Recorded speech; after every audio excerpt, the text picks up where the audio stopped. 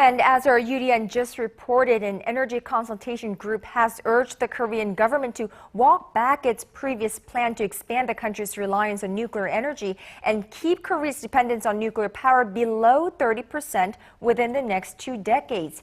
Well, this figure compares with the 41% reliance proposed under the previous administration, which put a great deal of emphasis on nuclear power in its energy policies. So how feasible and/or realistic is this new plan? For an analysis, we're now joined live in the studio by Dr. Byoung-joo, head of KLMP Consulting and our regular commentator on this program.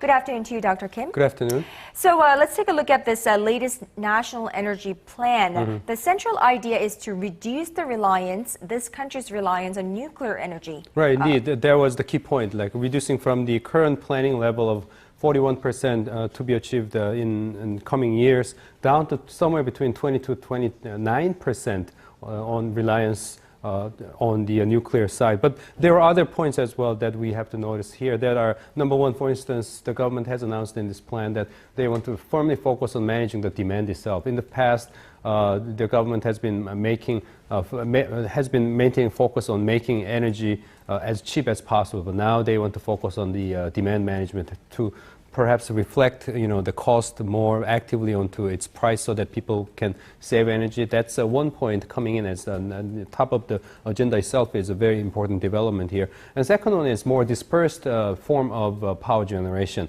We have this enough headache at Arirang case of transmitting electricity here, a lot of protest and all that. In order to avoid a repetition of those kind of cases, now government wants to set up a system where the electricity could be generated all around the country, basically, as much as they can. And this also means some of the biggest companies actually generating the electricity on their own, indeed. So this is a very new development. And there are other points such as new determination or further strengthened determination in cutting down the greenhouse gas. So that's coming in as number 3 point of this plan. So it has other kinds of points in addition to reducing the reliance upon the nuclear power. There are other important points as well. Right. So there are goals to reduce nuclear energy. Right. But I guess the big question is how? How is the nation going to be made less dependent on nuclear energy? Right. On that point, one of the most important point to be made is actually Korea is not going to actually cut down the number of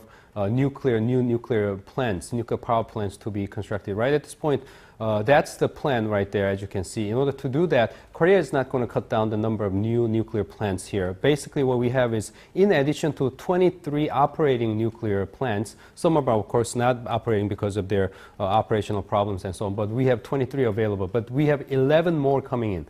Right at this point, about 5 are being built, and then 6 are being planned.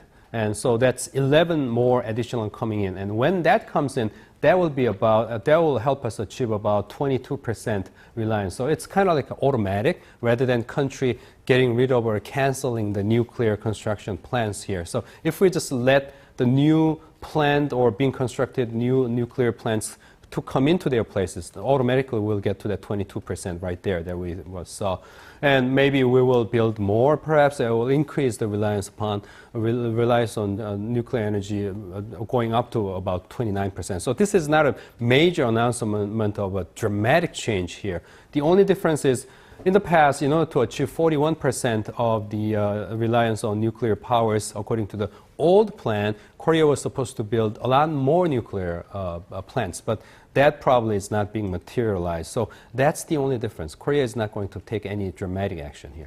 Right. So let's say that we switch to alternative sources for energy, such as liquefied natural gas or solar energy. But I suppose the big question always is, what are we going to do about the cost? Right. Indeed, that is the really big sticking point in this new plan here, because nuclear energy, in order to generate 1 extra kilowatt per hour amount of electricity, for nuclear energy, if we just only consider the additional cost of the input, the fuel itself, nuclear energy is the cheapest, to be sure. It's about 41 per 1 kilowatt hour amount of electricity. In order to generate same amount of electricity, for instance, the most advanced form of renewable energy, such as solar power, it costs 12 times as much. in comparison with nuclear energy. So that's not really viable here as an alternative to switch to. And the LNG, for instance, LNG is being talked about in this new plan as most attractive alternative choice other than nuclear energy. But still, that's about around 5 times more expensive than nuclear energy. So indeed, what this means is by switching to other alternative choices, actually, ordinary Koreans will have to pay more in terms of our bills, monthly bills for paying for electricity utility here. So indeed, this is not totally attractive choice that government has presented to the Korean people.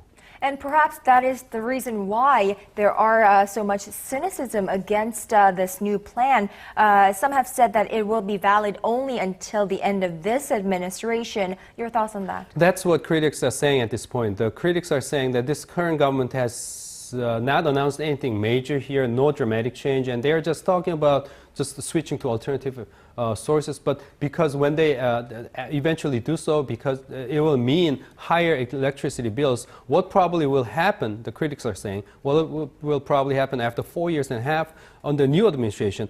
Actually, Korean government may actually have to switch back to the original plan of further increasing nuclear-based power generation, because that's the only way to deal with politically sensitive utility bills here. And they don't think when the new year is coming in under the new administration, the new administration will be in a position to ask for higher utility bills. So they're saying this current government has just found an easy way out, talking about all these necessary things to be done in the further new in the future under the on the watch of the new administration. And they're saying, well, we're not going to build additional nuclear power generators here. So they're saying this current administration just has found a very easy way out of this whole dilemma.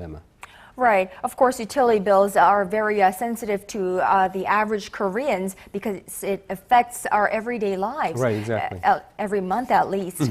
Now, all of this seems to tell us that this country needs a more sophisticated energy policy. Indeed. I mean, in all aspects here, in all dimensions, we do have a problem. I mean, we've been suffering enough about the pricing system here, where the popular sentiment was always considered as the biggest factor, and now we are paying electricity bills that's below the cost of power generation, which causes a lot of problems, including the fear of black out here. That's one. And another big major one is the government has been failing to forecast correctly the increase of the demand. Of course, the demand increase has much to do with chip price itself. They're all intermingled and related.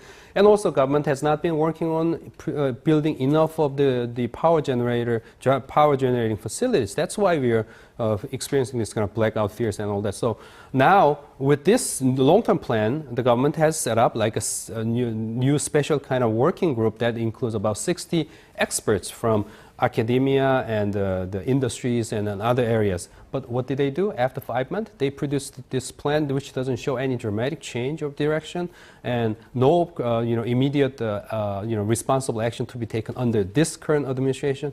So it looks like in all aspects, our energy policy seems to be in trouble. So definitely we will have to come up with something solid, something significant that would actually deal with the problem, and that it seems to me that requires the cooperation of the average Koreans, the industries, as well as the government. Totally in agreement. All right, Dr. Kim Byoung-joo, thank you so much for today. We'll talk to you tomorrow. Okay.